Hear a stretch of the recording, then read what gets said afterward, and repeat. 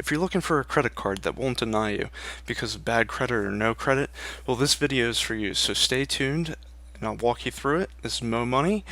Please subscribe if you like the content. More content will be coming out throughout the weeks. So let's get started. If I'm trying to rebuild my credit and I'm looking for a credit card to use, what I want to make sure is that they're not going to deny me. I don't want any annual fees because I don't have a lot of money that I necessarily want to be paying to make some other guy rich.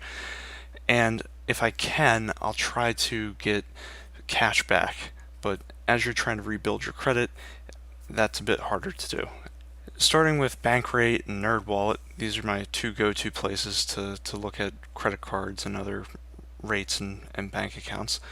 If I look at Bankrate, they have Capital One Secured MasterCard. So what does Secured MasterCard mean? So secured means that instead of giving you credit for somebody else's money and you borrowing somebody else's money, what you're effectively going to do is you're going to give yourself a loan.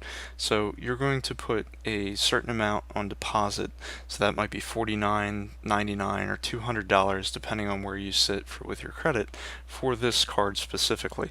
And what that means is your limit will be somewhere about $200 to start off. After you have about 5 payments on time, they can raise your credit limit so that you can borrow more. Now, that being said, whenever you have a credit card, treat it like either a bank card or cash. Whatever you borrow, make sure you pay it off in full every month. You do not want to pay the high interests that come with credit cards. You want to make sure that you build up this history of repeat payments because that's what's going to build your credit and allow you to get loans. So if you're trying to get a car or a house or something else down the line, if you have a better credit score, you'll pay lower interest rates and you'll actually get approved for the loan.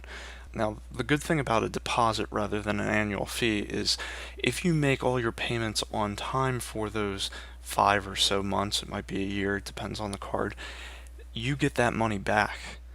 And because of the zero annual fee, you're not paying cash out of pocket every year. Other cards might be unsecured, but they'll charge an annual fee, and it's not as good because then you're paying it forever. So also looking at NerdWallet, they also have this Capital One card here, and they also list this as you can get a credit limit of $200 for a deposit of $49.99 or $200. So that's pretty good. Now,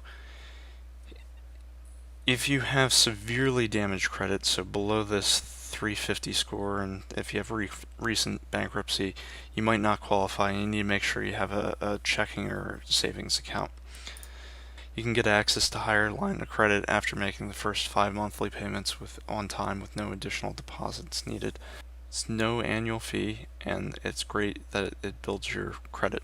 If you have more money that you can actually put down as a deposit, the card that I would suggest would be this Discover It. So another good choice for people with bad credit would be this Discover It card.